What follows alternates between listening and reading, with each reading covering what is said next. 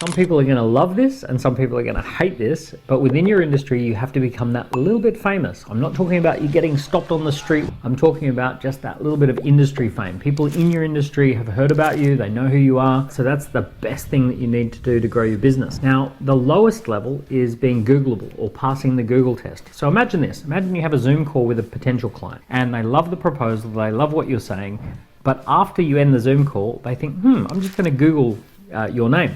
So they Google your name and they sort of see what's going on out there. Now, if it's full of really great page one links to content that you've written, social media profiles, books you've written, videos you've done, awards perhaps that you've won, all of that sort of stuff, they're going to go, wow, okay, let's go ahead, let's action that proposal.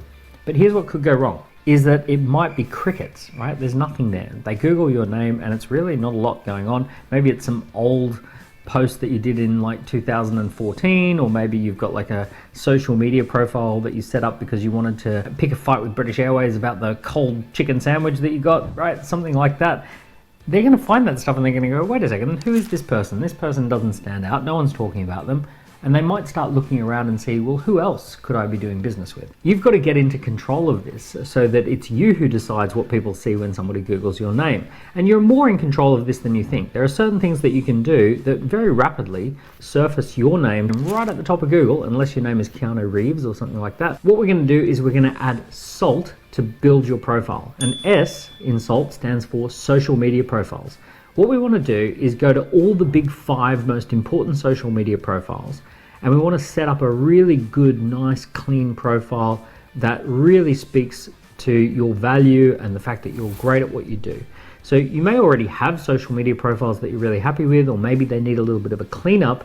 But the point is that when someone new comes there, we want them to see that it's nice and clear and clean, you post valuable content, or at the very least that it signposts them to go and find social media content somewhere else. You might have on your Facebook, maybe you say, my Facebook is for friends and family, but if you want to connect with me professionally, here's my email address and here's my LinkedIn profile.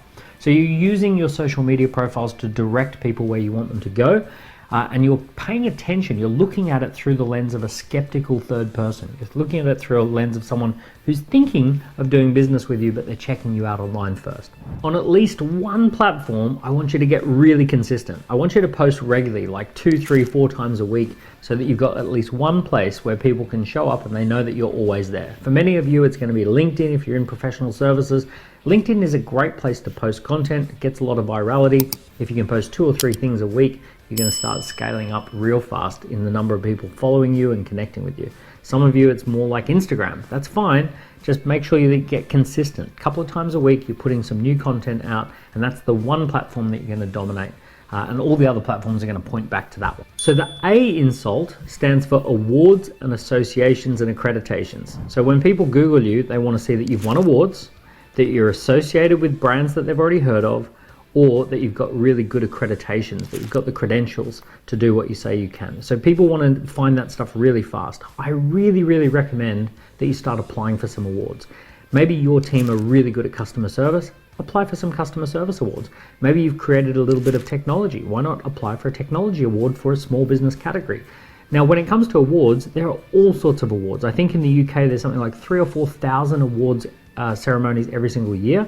Some of them are local, some of them are national, some of them are industry specific. There are some that are a bit dodgy and you want to stay away from, and then there are some that are hugely respected. So obviously go for the ones that are really respected. Make sure that you are applying. Even if you become a finalist, that's great. You've become a finalist in an awards. So if you want some help with this, by the way, there's an amazing book called Win, written by Donna O'Toole, where she can actually tell you all about how to win awards and how to enter awards so that you get noticed. And what we'll do is we'll put a link in the description below so you can get a free copy of that book. Okay, the L in SALT stands for live events. So being part of live events says that you're a key person of influence, that you're industry famous.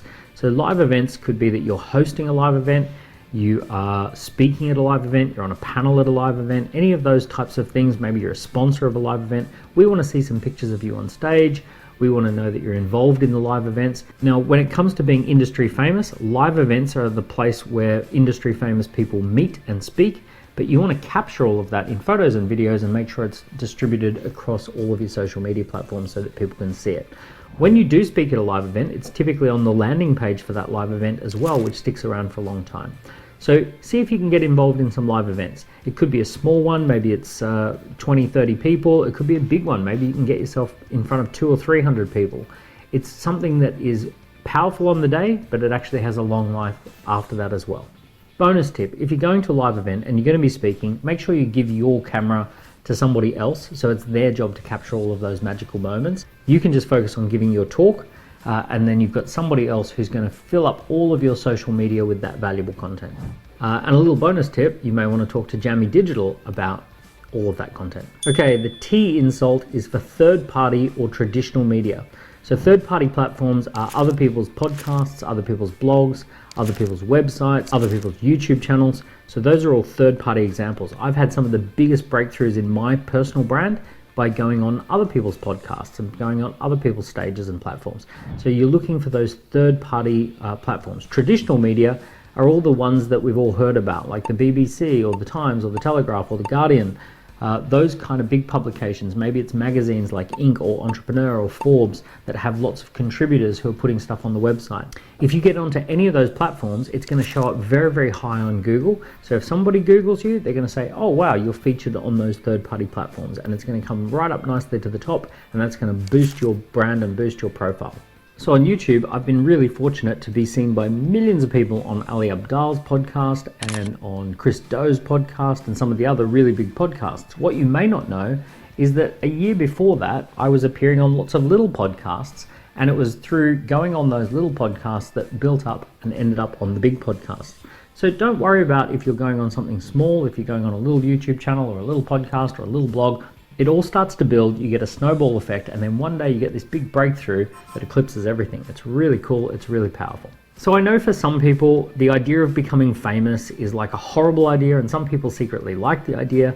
The key thing here is that at the very, very least, in today's business landscape, you've got to be a little bit industry famous. It's not hard if you do social media, awards and associations, live events, and traditional or third-party platforms. If you add that SALT to your profile, you're going to start passing the Google test, get a little bit industry famous, and maybe, just maybe, someone will stop you on the street.